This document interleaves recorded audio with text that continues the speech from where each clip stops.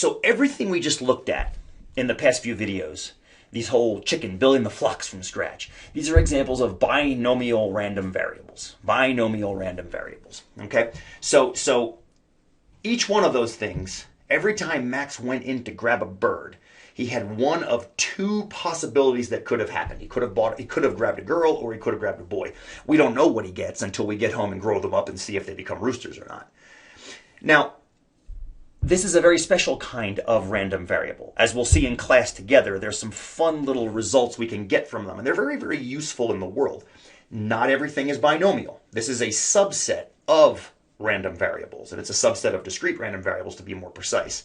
But not everything is binomial. Look, think back to last class. We did an in-class quiz with insurance, rates of dying, rates of living, things like that. Okay, that's not binomial, because that insurance policy dealt with not just dying, but also becoming disabled, and also neither becoming disabled nor dying.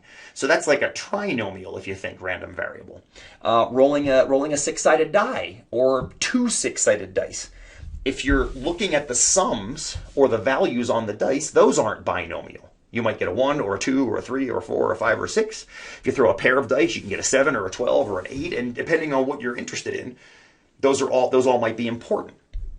Okay, so the idea is not everything is binomial, but the things that are binomial, when you do have binomiality, we'll make up a word in case that isn't a word yet. When you do have a binomial random variable, you get certain things for free that you might not get with other random variables. So what I want to look at is I want to look at the properties of experiments that are called binomial. Bi meaning two. I'm not sure where the nomial comes from, but that's okay. We don't have to worry about that. So the first thing that binomial experiments have is a fixed number of independent trials. Now the fixed number part's important. I sent Max into the store to buy 4 chicks. Why 4? Because Bend City Code says for a lot our size, you can have up to 4. You can have up to 4 chickens. So that was our number. I didn't say, Max, go in and buy as many chicks as you want. I didn't say, Max, go in and buy a certain number of chickens until the guy behind the counter looks at you funny. Nothing like that. I simply said, buy 4 chicks. The arguably independent part, I want to briefly introduce that now. This is what your in-class quiz is going to be on.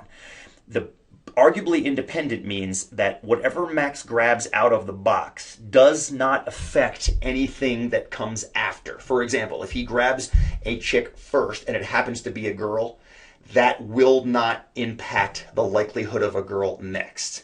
Like throwing dice. If you throw 2 dice, one die does not affect the other one. So I'm treating this as purely die rolls. We're gonna look at that when we do the in-class quiz. I call it an in-class quiz. It'll be an at-home quiz, I suppose. But there's a reason the word arguably is there and not truly independent. We'll come back to that. The second characteristic is you've got 2 mutually exclusive outcomes per trial. If you remember what the word mutually exclusive or disjoint means from your first project, there's 2 possibilities. You can't be both. You can't be both male and female. You're either male or female. And the other thing is that because of both 1 and 2A, you've got constant complementary probabilities from trial to trial. 90% chance of a girl, 10% chance of a boy. Added together, they add to 100% because it represents 100% of what can happen. So that's an introduction to binomial random variables. If you'd like, check the in-class quiz. I'm going to have it linked in the resources page. Give that a whirl. We'll talk much more about this during Tuesday's class. We'll catch you then.